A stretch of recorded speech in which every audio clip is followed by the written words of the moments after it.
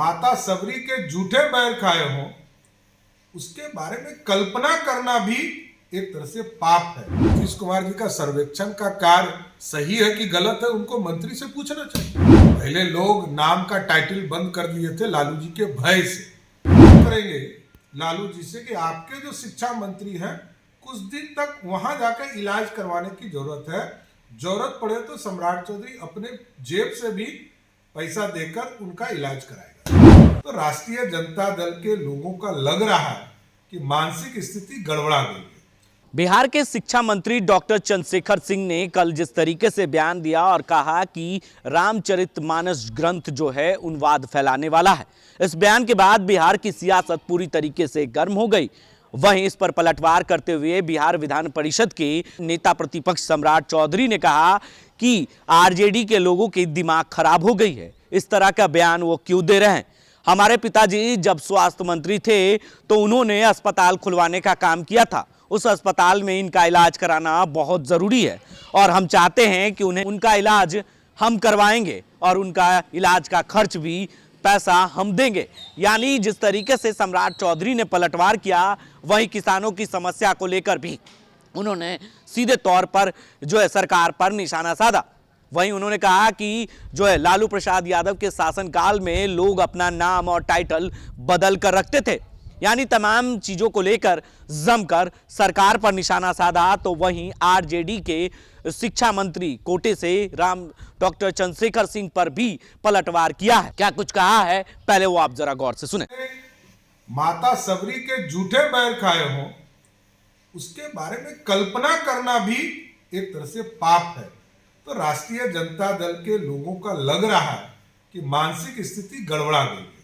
मानसिक स्थिति गड़बड़ा गई है तो लालू जी से आग्रह करेंगे कि आपने तो 32 साल तक यहाँ जातीय उन्माद और सांप्रदायिक के मामले को बढ़ाने का काम किया है।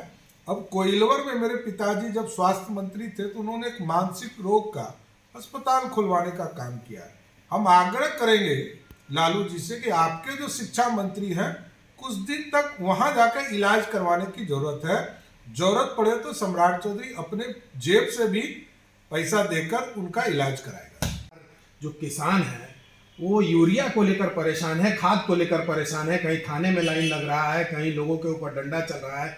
क्या लगता है राज्य सरकार खाद वितरण करने में विफल हो रही है? देखिए, राज्य सरकार जानबूझकर बिहार में ये स्थिति पैदा कर रही है, जानबूझकर, मैं शब्द का प्रयोग कर रहा हूँ। देश के किसी कोने में ये स्थिति उत्पन्न नहीं, सिर्फ बिहार में नीतीश कुमार की सरकार ये जानबूझ के करवा रही है, जबकि 15 लाख बैग प्रत्येक दिन बिहार सरकार को उपलब्ध हो रहा है।